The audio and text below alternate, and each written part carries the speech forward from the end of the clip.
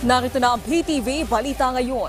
Pinaiimbestigahan na ni Transportation Secretary Jaime Bautista sa National Bureau of Investigation ang umano'y korupsyon sa loob ng Land Transportation Franchising and Regulatory Board.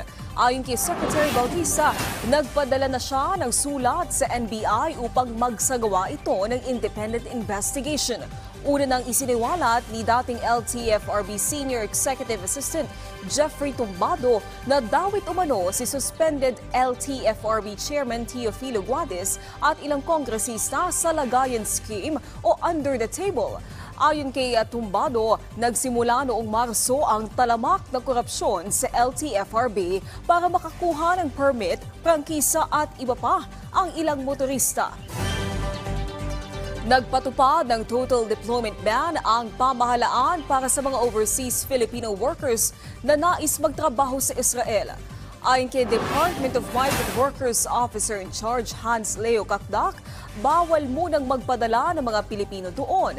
Sa ngayon, nakatutok niya ang pamahalaan sa kaligtasan ng mga Pilipino sa Israel. Dagdag pa ng opisyal, handa na ang pamahalaan na magpatupad ng mandatory evacuation at repatriation para sa mga Pilipinong nais nang umuwi sa Pilipinas. Tiniyak din ni Kakdak na nilipat na nila sa ligtas na lugar ang mga Pilipinong naapektuhan ng gyera.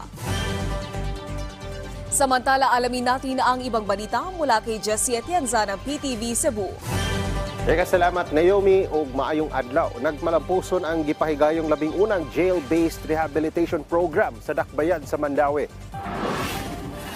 Kapin sa 60 ka mga binilanggo sa Mandaue City Jail ang gipaubos sa moving up ceremony sa 11 jail-based rehabilitation program sa Dakbayan. Tumong sa LGU sa Dakbayan nga pinaagi sa programa matagaan og higayon ug paglaom ang mga nalandigit sa gidiling drugas.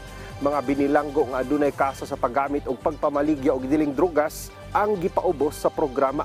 Gipanguluhan sa Mandaue City Substance Abuse Prevention Office ug lokal nga kagamhanan sa Dakbayan sa Mandaue ang programa.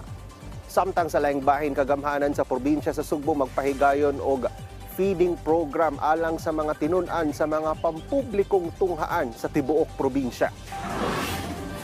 Gibana-banang moabot sa dulan siyam kagatos kalibo ka mga tinun-an sa tibuok probinsya sa Sugbo ang makapahimos sa feeding program.